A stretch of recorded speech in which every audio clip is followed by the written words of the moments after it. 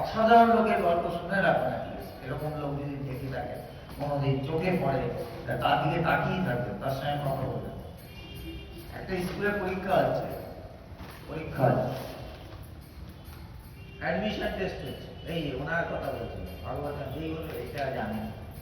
হ্যাঁ, তো বলছে যে পরীক্ষা হচ্ছে, অ্যাডমিশন টেস্ট হচ্ছে। অ্যাডমিশন টেস্টে প্রিন্সিপাল জিজ্ঞাসা করছে, আচ্ছা সব ছাত্রদের জিজ্ঞাসা করছে, আচ্ছা রামকৃষ্ণদেব কোথায় জন্মেছিলেন? প্রশ্নটা করছে রামকৃষ্ণদেব কোথায় জন্মেছিলেন? সবাই হাত তুলেছে যে রামকৃষ্ণদেব কামারপুকুরে জন্মগ্রহণ করেছিলেন। সবাই বলছে কামারপুকুরে জন্মগ্রহণ করেছিলেন। বুঝলেন? রামকৃষ্ণদেবের নাম শুনেছে? কামারপুকুরে জন্মগ্রহণ করেছিলেন। একটি ছেলে বলল না স্যার। দেখুন এক্সট্রাঅর্ডিনারি ছেলে কাকে বলে? এক্সট্রাঅর্ডিনারি চিন্তা, এক্সট্রাঅর্ডিনারি ভাব কাকে বলে? দেখুন সে বলল না স্যার, রামকৃষ্ণদেবের জন্ম কামারপুকুরে হয়নি। বলছে অবাক হয়ে গেছে প্রিন্সিপাল, এই কি বলছো তুমি? রামকৃষ্ণদেবের জন্ম কামারপুকুরে হয়নি? বলছে না স্যার, রামকৃষ্ণদেবের জন্ম হয়েছিল দক্ষিণেশ্বর। আর কামারপুকুরে যার জন্ম হয়েছিল তিনি গদাধর চট্টোপাধ্যায়। বুকে জড়িয়ে ধরেছে। এক্সট্রাঅর্ডিনারি। অ্যাভারেজ কাকে বলে আর এক্সট্রাঅর্ডিনারি কাকে বলে? একটা হচ্ছে অ্যাভারেজ, 99% সব অ্যাভারেজ, সব দেখছেন যা সব average. a plus B whole square, a square plus 2ab plus B square মুখস্থ করছে দুলে দুলে। হ্যাঁ হ্যাঁ, বাবর এত সালে ভারত আক্রমণ করেছিলেন, দুলে দুলে মুখস্থ করছে, অ্যাভারেজ। আর ওগুলো পড়েই না, এক্সট্রাঅর্ডিনারি ছিল না। উত্তর দেবে ভেতর থেকে, ভেতর থেকে উত্তর দেবে, সেটাতে কেঁপে যাবে না। তাকে বলে এক্সট্রাঅর্ডিনারি। এরকম আছে ছেলে মেয়ে, হ্যাঁ এক্সট্রাঅর্ডিনারি ছেলে মেয়ে আছে। আপনাকে বললাম কত? 75 গুণ করলে কত হয়? 1075 গুণ করলে কত হয়? 1 সেকেন্ডের মধ্যে বলে দিলাম ছেলে মেয়ে আছে। জানেন আপনি 1075। আপনি যত খুশি বড় অঙ্কের সঙ্গে যত খুশি বড় অঙ্ক গুণ করতে বলুন, উইদিন ফ্র্যাকশন অফ সেকেন্ড বলুন। এক্সট্রাঅর্ডিনারি মাথা খারাপ হয়ে যাবে দেখতে। সেদিন টিভিতে একটা ছেলে এসছে, কপালে তিলক তিলক করা। হ্যাঁ, তাকে জিজ্ঞাসা করছে তুমি কোন স্কুলে পড়াশোনা করছো? বলছে আমি কোন স্কুলে পড়াশোনা করি না, আমি গুরুকুলে পড়াশোনা করি। গুরুকুলে পড়াশোনা করি তার কারণ স্কুলে ভৌতিক শিক্ষা দেওয়া হয়, আর গুরুকুলে আধ্যাত্মিক শিক্ষা ও ভৌতিক শিক্ষা দুটোই দেওয়া। আর তোমাদেরও উচিত স্কুলে ওই শিক্ষা নেওয়া। কি তিলক তিলক কাটা সব বড় বড় সেলিব্রিটিরা বসে আছে ওদের সামনে বলছে। এক্সট্রাঅর্ডিনারি। অনেক আছে পৃথিবীতে, সবাই অ্যাভারেজ না, অনেক আছে যারা এক্সট্রাঅর্ডিনারি। বার্নার্ড শ বলে একজন ছিলেন, ইংরেজ, নাম শুনেছেন? বার্নার্ড শ বলে একজন ছিলেন, ইংরেজ। তিনি নোবেল পুরস্কার পেয়েছিলেন, সাহিত্যে নোবেল পুরস্কার পেয়েছিলেন। তো যখন কেউ পুরস্কার পায় তখন হাতে মাইকটা নিয়ে বলে না যে নোবেল কমিটির কাছে আমি কৃতজ্ঞ, আমি এত বড় একটা পুরস্কার পেলাম, বলছে বলে না। তিনি মাইকটা নিয়ে বলছেন নোবেল কমিটি একটি অপরাধ। আমার মতো প্রতিভা তাদের চোখের সামনে ঘুরে বেড়াচ্ছিল এতদিন, তারা অন্য সবাইকে নোবেল পুরস্কার দিয়েছে, আমাদের বুঝলেন? তাকে বলে প্রতিভা। তাকে বলেছে আপনি এখানে রেখে আপনাকে যেতে হবে দেশে, কোনো একটা দেশে, এখানে আপনার যা কিছু পার্সোনাল আছে আপনাকে দেশে এন্ট্রি নিতে হবে। সে বলছে আমার ভেতরে আমার শুধু মেধাটা আছে, ওটা রেখে যাবো? আমার ভেতরে মেধাটা আছে শুধু, আর কিছু নেই আমার সঙ্গে, ওটা রেখে যাবো? একে বলে এক্সট্রাঅর্ডিনারি। বুঝলেন? যাই হোক, আমরা হচ্ছে সব অ্যাভারেজ দেখছি, সব দেখছি গতানুগতিক সব। বুঝলেন? জল নিচু নিচু, উঁচু উঁচু, এই হচ্ছে অ্যাভারেজ।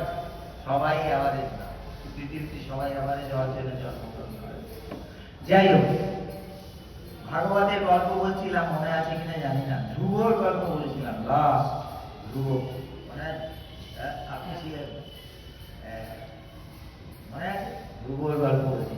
ধ্রুব ঈশ্বরকে ডাকছে, কি মন্ত্র দিয়ে রেখেছিলেন? ওম নমো ভগবতে বাসুদেবায়। এইটা বলছেন, বলতে বলতে বলতে 4 মাসের মধ্যে তিনি ঈশ্বর লাভ করেছেন। বুঝিস ওর মা, বাচ্চা একটা ছেলে, কেন এত অল্প সময়ের মধ্যে ঈশ্বর লাভ করলেন? যেহেতু তিনি সরল ছিলেন। সরল, সরল মনে ঈশ্বর টপ করিয়া প্রতিগত হন। যে সরল হবে সে যদি ঈশ্বরকে ডাকে, ঈশ্বর তাকে খুব তাড়াতাড়ি ধরা দেন তাকে। বুঝতে পারছেন? ঈশ্বর পাওয়া খুব কঠিন, আবার ঈশ্বর লাভ করা খুব সোজা, দুটোই সত্য। আমাদের ধর্মটা বড় ফ্যান্টাস্টিক ধর্ম। কেউ যদি বলে আচ্ছা আপনাদের ধর্মে ঈশ্বর কি নিরাকার? হ্যাঁ নিরাকার। আপনাদের ধর্মে ঈশ্বর কি নিরাকার? না, নিরাকারও আবার সাকার, সাকার, দুটোই সত্য। হ্যাঁ, তাই না? কেউ নিরাকারে সাধনা করছে, আবার কেউ সাকারে সাধনা করছে, দুটোই সত্য। হ্যাঁ, অদ্ভুত। তো বলছে যে ঈশ্বর সরল মনে টপ করিয়া প্রতিভাত হয়। বাচ্চা ছেলে ধ্রুব 4 মাসের মধ্যে ঈশ্বর লাভ করে, কোন অঙ্কট নেই ভেতরে, সরল মনে বিশ্বাস করেছে হ্যাঁ ঈশ্বর আছে। যেমন মধুসূদন দাদা গল্প বলেছিল। মধুসূদন দাদা বিশ্বাস করেছে, মা বলেছে আমার একজন দাদা আছে। সে কি ঈশ্বর কি ঈশ্বর না তা কিন্তু সে জানে না। সে যে ভগবান, তার হাতে যে ঐশ্বরিক ক্ষমতা আছে, অপরিসীম অসীম ক্ষমতা, এসবের সে খবর রাখে না। সে শুধু জানে যে আমার মধুসূদন দাদা আছে, এই যে সরল বিশ্বাস, তাতে কিন্তু ঈশ্বর তাকে ধরা যায়। জানার দরকারও নেই ঈশ্বর কত বড়, তার কি শক্তি আছে তুমি জানতে পারবেও না, দরকারও নেই। চুরির দোকানে কত মদ আছে তার খবরের তোমার কোনো দরকার নেই, তুমি তো 2 পেগ খেয়েই মাতাল হয়ে যাবে, তাই না? 2 পেগ 3 পেগ, হ্যাঁ, এই আমি 14 টাকা মাথায়, আর 14 টাকা উল্টো ভাবে কমবো, আটবো।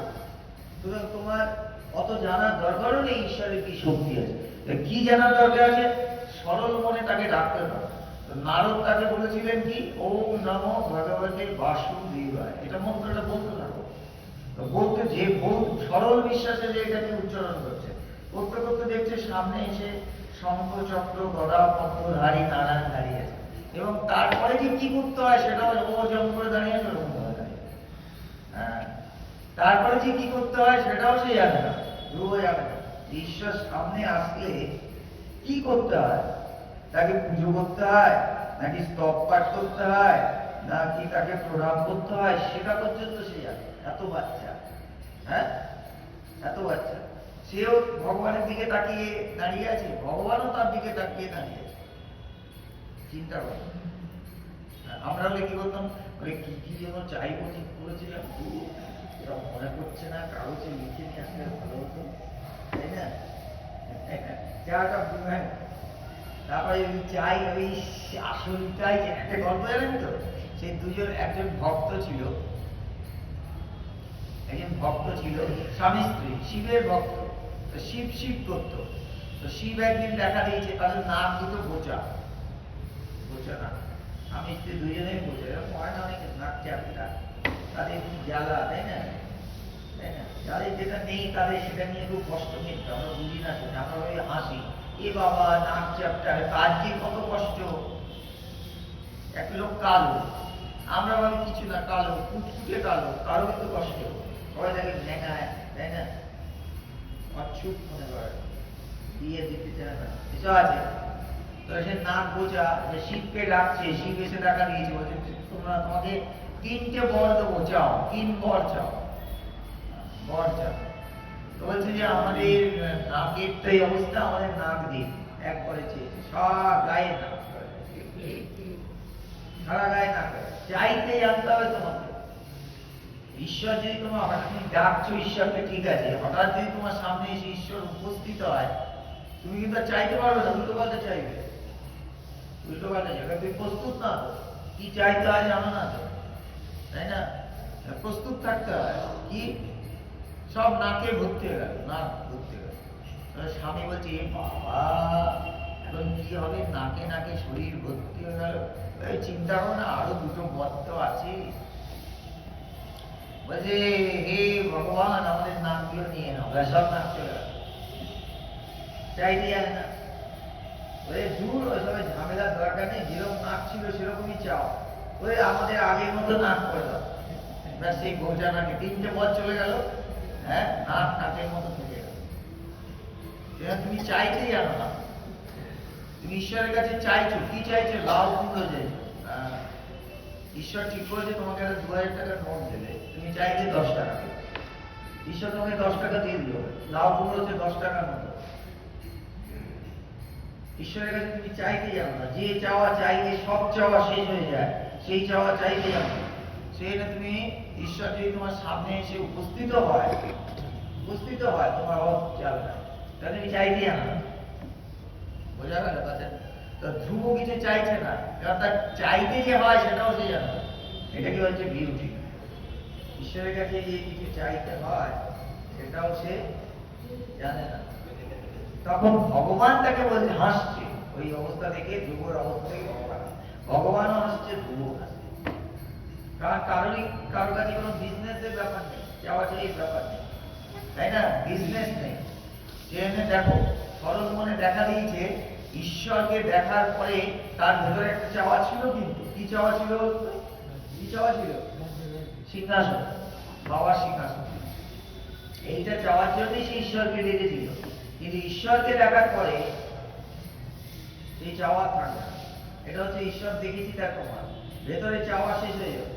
যদি কোনো সত্যি সত্যি ঈশ্বরের কাজ পান, ভেতরে এই যে কিঞ্চিত করছে চাওয়া, অভাব, এটা শেষ হয়ে যাবে।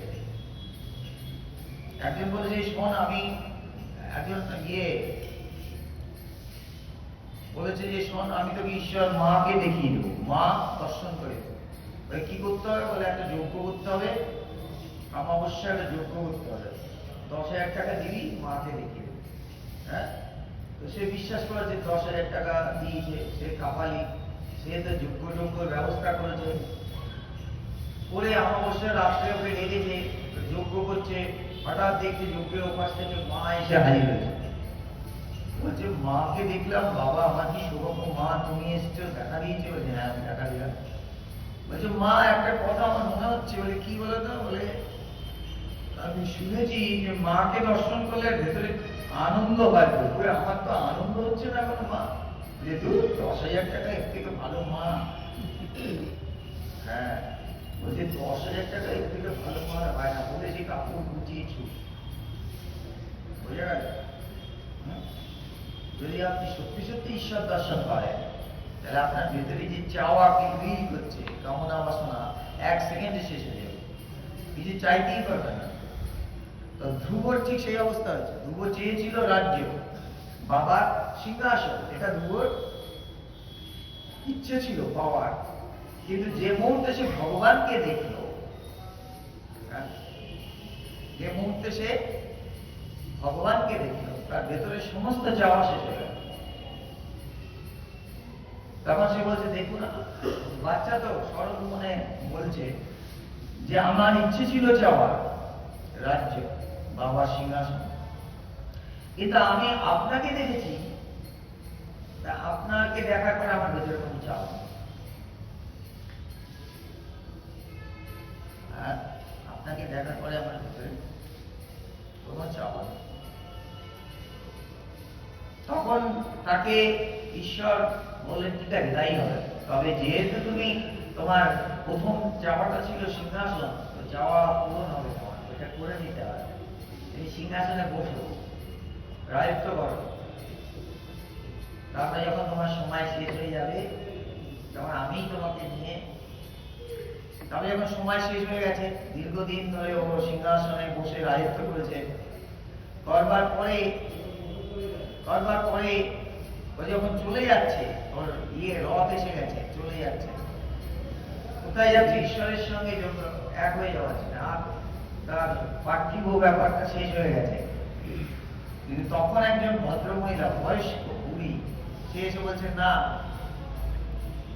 আমাকে গ্রহণ করতে হবে তোমার, তবে তুমি যেতে পারো। তুমি কে? যে আমি মৃত্যু। এইভাবে তুমি যেতে পারো না ঈশ্বরের কাছে।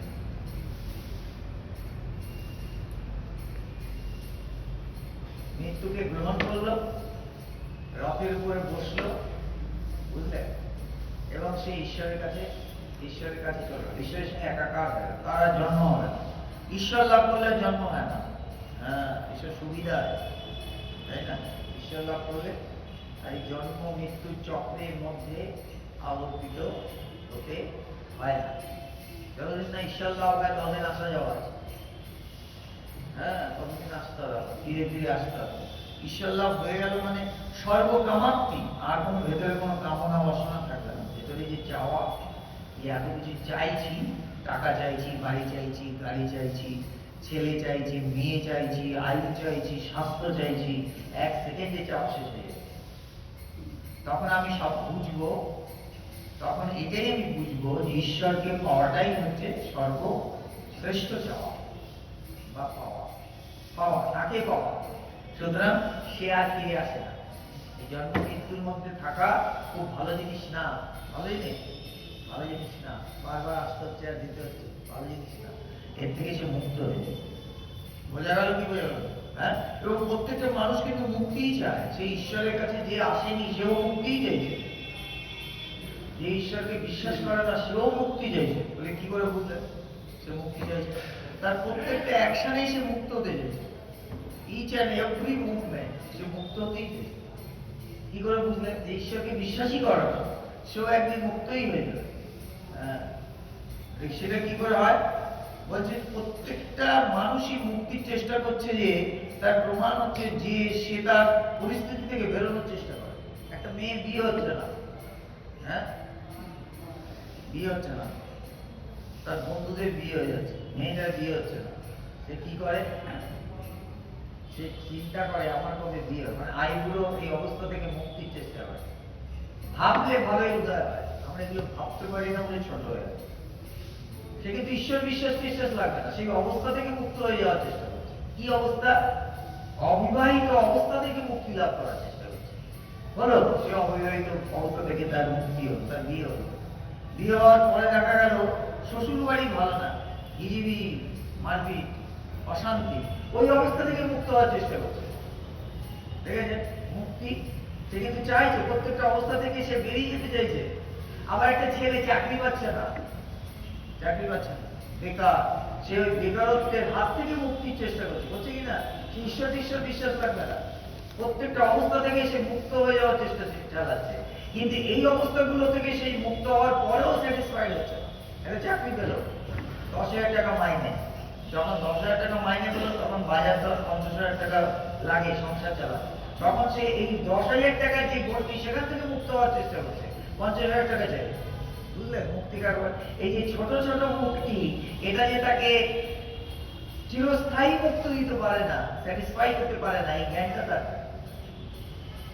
কি বললাম বুঝতে পারছেন? না বুঝতে পারছেন? বুঝতে হবে, মুক্তি রাখতে হবে। প্রত্যেকটা মানুষই মুক্তির চেষ্টা করছে, মুক্ত হওয়ার চেষ্টা করছে। এখানে যে এসছে মন্দিরে, সারাদিন সারা রাত মন্দিরে থাকার জন্য এখানে আসেনি, মন্দির থেকে বাড়ি চলে যাওয়ার জন্য এসছে। আসেনি, এখানে থাকবে, থাকবে, এখান থেকে মুক্ত হয়ে বাড়ি। জেলখানায় যে মন্দিরে ওখানে আছে, কিসের চেষ্টা করছে? কিসের জন্য আছে? অপরাধ করেছে তাই জেলে আছে। কি চেষ্টা করছে? ওর থেকে মুক্ত হয়ে যাওয়ার চেষ্টা করছে। বুঝে দেখলো? একটা মেয়ের বাচ্চা হচ্ছে না, তাকে নানা কথা শুনতে হচ্ছে, এই অবস্থা থেকে সে মুক্ত হওয়ার চেষ্টা করছে, আমার একটা বাচ্চা হোক। হ্যাঁ, বুঝলে? ছোট ছোট মুক্তি, কিন্তু সে জানে না যে এটাই তার শেষ, তাকে চিরস্থায়ী আনন্দ দিতে পারবে না, এই জ্ঞানটা তার নেই। আর ঈশ্বর কি হয়? ঈশ্বর লাভ কি হলো? এমন একটা মুক্তি যেখানে সর্বকামাপ্তি, সমস্ত কিছু থেকে মুক্ত হবে। এই যে ছোট ছোট মুক্তি যা তাকে স্যাটিসফাই করতে পারে না, সে ভাবছে আমার এই অবস্থাটা কেটে গেলেই আমি শান্তি পাবো। নেবার, তুমি জীবনে কোনোদিন এই অবস্থা কেটে গেলে তোমার সামনে আর একটা অবস্থা চলে যাবে, ওইটা থেকে মুক্ত হওয়ার চেষ্টা করো। তারপরে আবার একটা পর এক একটা করে বেড়া তোমার সামনে আসবেই আসে, আর তুমি তার থেকে মুক্ত হওয়ার চেষ্টা করবে। আর আধ্যাত্মিক গুরুরা কি বলে দেবে? ইহাতে তোমার মুক্তি হইবে না, যেদিন তুমি ঈশ্বর লাভ করবে সেই দিন তোমার সব দরজা খুলে যাবে, কোনো কিছুই তোমাকে আটকে রাখতে পারবে না। দেখলেন না, কৃষ্ণকে আটকে রাখতে পারলো না। হ্যাঁ, কৃষ্ণের মার নাম কি হলো? কি? দেবকী। কৃষ্ণের পালিত মায়ের নাম কি? যশোদা। বাহ, মুখস্থ। বলরামের মার নাম কি? বলরামের মায়ের নাম দেবকী। দেবকী কার দ্বারা পালিত হয়েছিল? রোহিণী। বুঝেছেন? বোঝা গেল? আর যশোদার একটা মেয়ে হয়েছিল, জানেন? যশোদা, তুই জানিস? তুই হাসছিস। যশোদার একটা মেয়ে হয়েছিল। সেই মেয়েটাকে নিয়ে গিয়ে বসুদেব এইখানে রেখেছে, দেবকীর কাছে রেখেছে।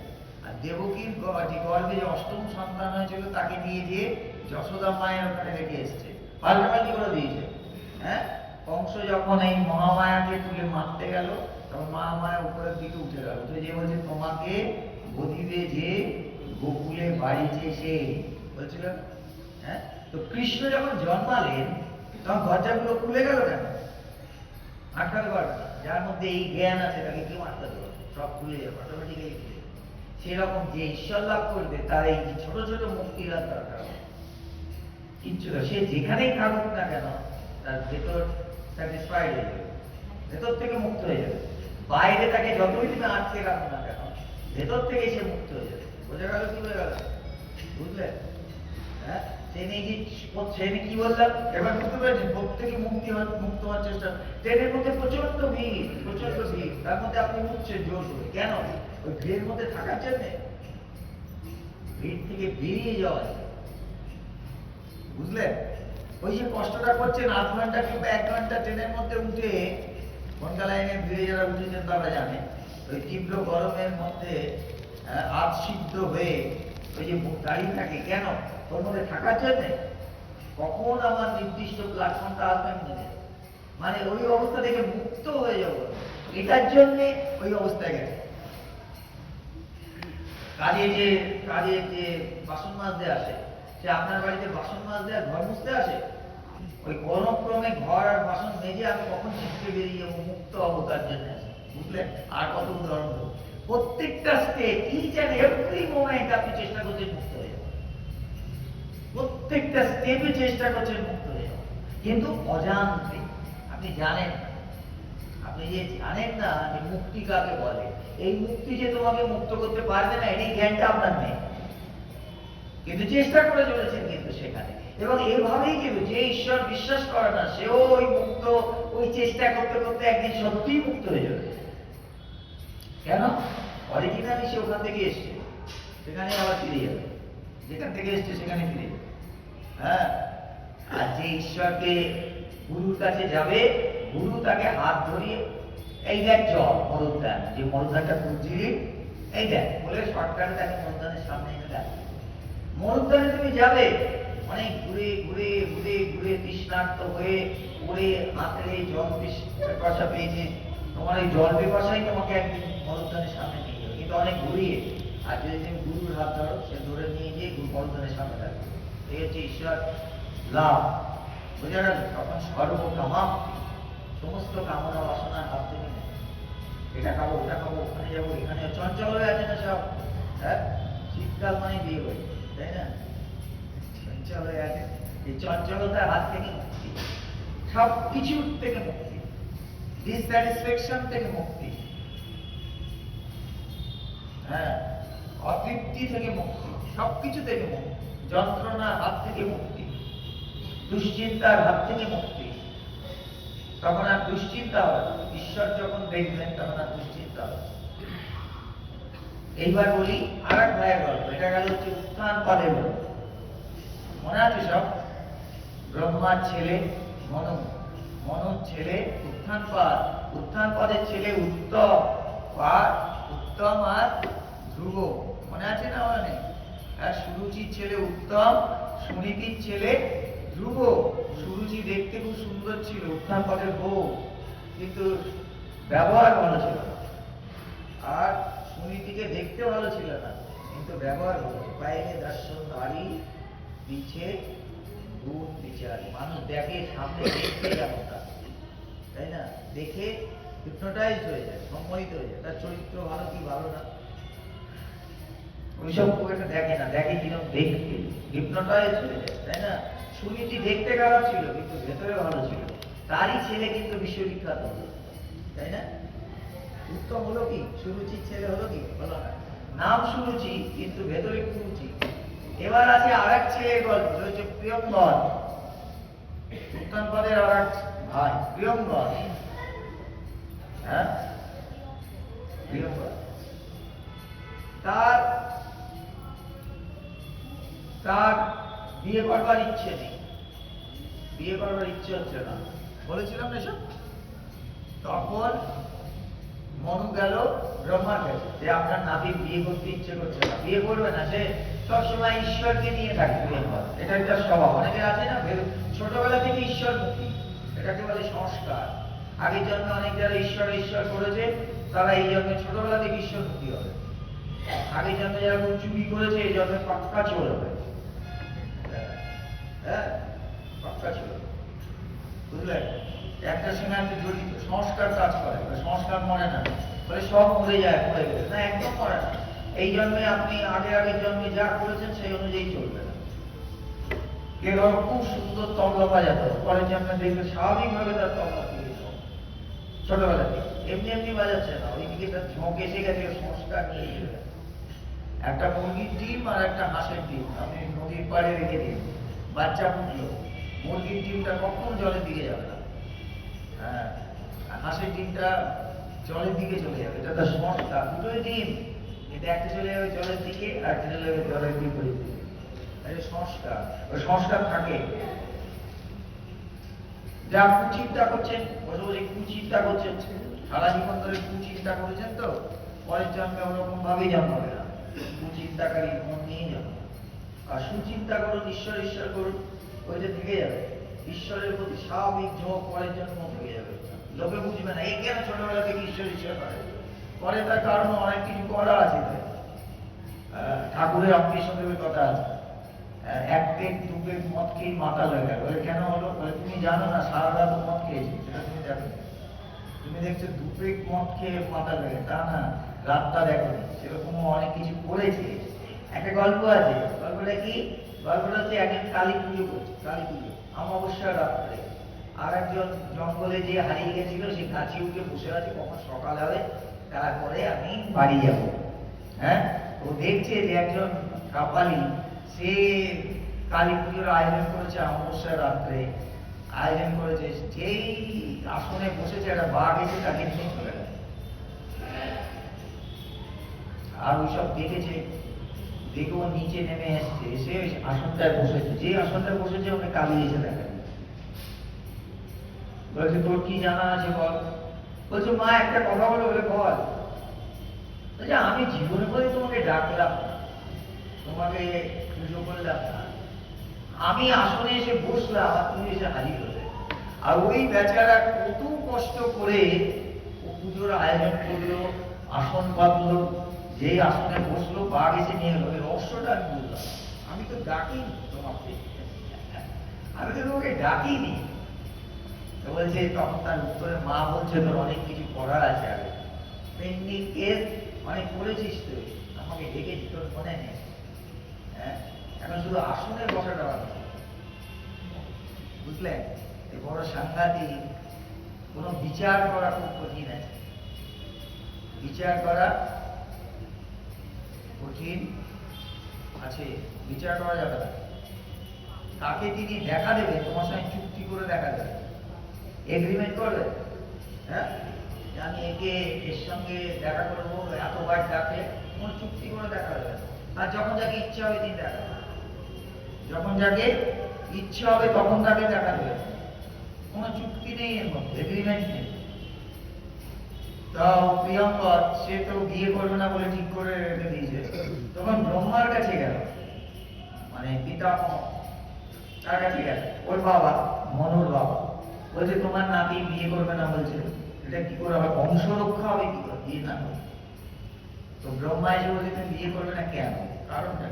যেমন ধরুন দশরথের ছেলে রামচন্দ্র বলেছিল আমি সংসার ত্যাগ করে চলে যাবো, যার মধ্যে বৈরাগ্য এসে যায়, যে সংসারের মধ্যে থাকতে চায়। বৈরাগ্য মানে বোঝে ভালো লাগছে না, তাকে বলে বৈরাগ্য। জগৎ যে এত ভালো লাগছে সবার কাছে, কারো কারো কাছে জগৎ ভালো লাগে না। যার মধ্যে বৈরাগ্য এসে যায় তার জগৎ ভালো লাগে। হ্যাঁ, আলু নীলা নুন ছাড়া তার দশরথের কাছে বলেছিল রাম আমি চলে যাবো, তখন দশরথ বশিষ্ঠদেবকে ডেকে এনে বুঝিয়েছিল রামচন্দ্র যে কেন তুমি চলে যাবে। ঠিক একই রকম ভাবে প্রিয়ঙ্গদ চলে যেতে চাইছে, বলছে কেন কেন তুমি সংসার করবে, বলছে যে আমার বৈরাগ ভালো লাগছে না। বলছে দেখো ও অরণ্যে চলে যেতে চাইছে, বলছে অরণ্যে গেলে যদি ঈশ্বর লাভ হতো তাহলে অরণ্যের বাঁদররা সব ঈশ্বর লাভ করতো, তাই না? ফলমূল খায় না, নিরামিষ খেলে যদি ঈশ্বর লাভ হতো তাহলে বাঁদররা সব ঈশ্বর লাভ করতো। হ্যাঁ, গঙ্গা জলে ডুব দিলেই যদি ঈশ্বর লাভ হতো তাহলে মাছগুলো সবার আগে ঈশ্বর লাভ করতো। হ্যাঁ, মাছেরা তো সবসময় গঙ্গার জলেই থাকে, সব মুক্ত, গঙ্গার জলে থাকে বলে মুক্ত না না না। এখানে কি কাজ করছে?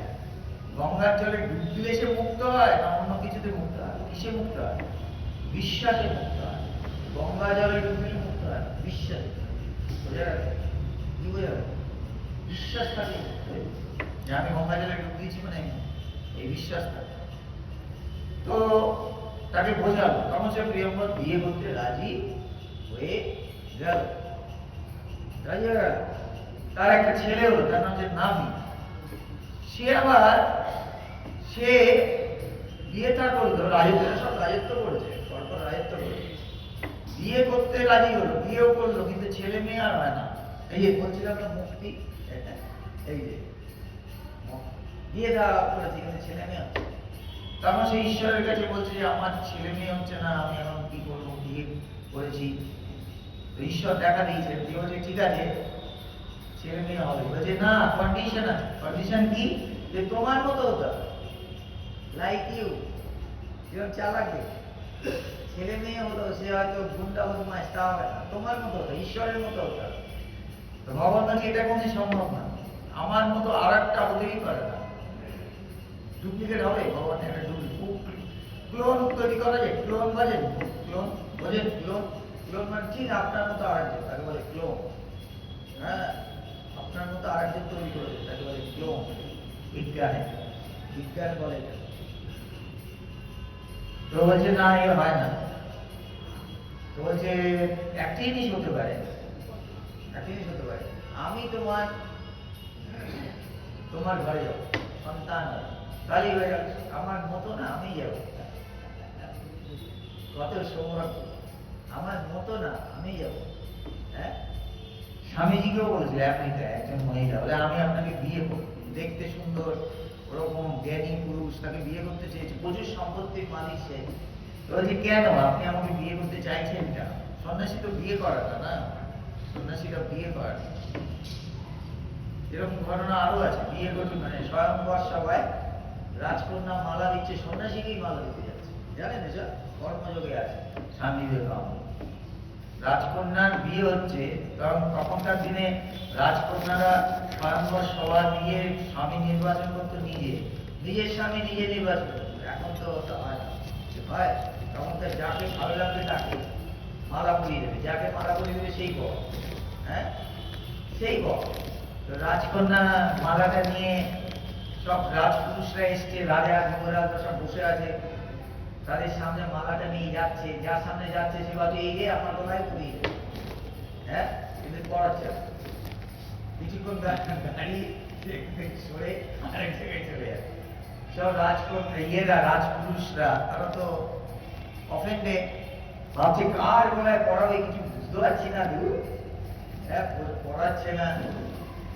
শেষে দেখছি যে এটা আছে কথাটা বিবেকানন্দের বলা হয়, সন্ন্যাসী বড় না গৃহী বড়, কর্মযোগে আছে।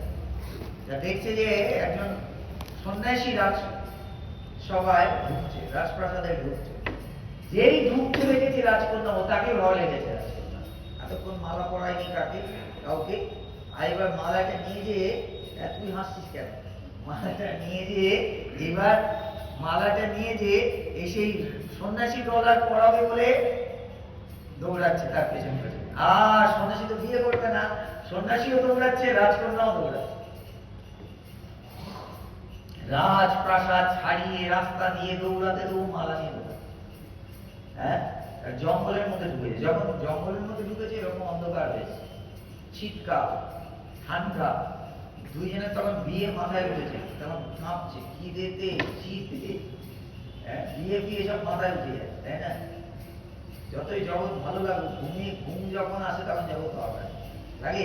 যত ভালো মানুষই হোক তাকে সরিয়ে দেওয়া হয়, তো কাঁপছে খিদেতে, কাঁপছে। তখন ওরা একটা গাছের নিচে আশ্রয় দিচ্ছে, দুইজনই, সন্ন্যাসী এবং রাজকন্যা। গল্পটা মনে রাখবেন, বিখ্যাত গল্প। আশ্রয় নিয়েছে, তো ওই গাছে একটা পাখির বাসা ছিল। পাখির ফ্যামিলি, স্বামী স্ত্রী ফ্যামিলি, পাখিদেরও ফ্যামিলি আছে নাকি, স্বামী স্ত্রী থাকে তো, ওরকম ভাবে বিয়ে হয় না আমাদের মতো, কিন্তু তাদের স্বামী স্ত্রী ছেলে ছেলে সব থাকে। আমরা গ্রাহ্য না করি কেউ থাকে সব, ওদের ভেতরে প্রেম প্রেম ভালোবাসা সব আছে। মুখের মধ্যে খাবার নিয়ে দেখবে ঢুকিয়ে দেয় বাচ্চাকে, দেখে 10 মিনিটের পরে আছে। হ্যাঁ, মুখের মধ্যে মুখ নিয়ে ঢুকিয়ে দেয়, এগুলো দেখি না আমরা। আমরা তো আমার বাচ্চার মুখের মধ্যে ঢুকাচ্ছি কমপ্লান, হরলিন, বিস্কুট, সে খেতে পারছে না তবু তার মুখের মধ্যে ঢুকিয়েছি, তাই না?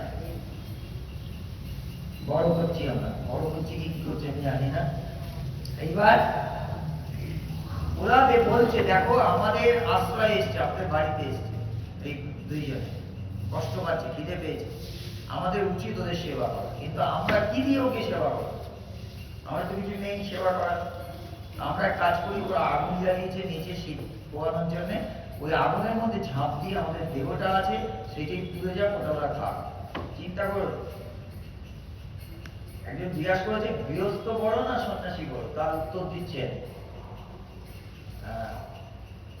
এবার উত্তরটা কি শোনো, তারা প্রত্যেকে একে একে ঝাঁপ দিয়ে তাদের দেহ বিসর্জন দিল তাদের খাওয়ার জন্য। বলছে কে বড়?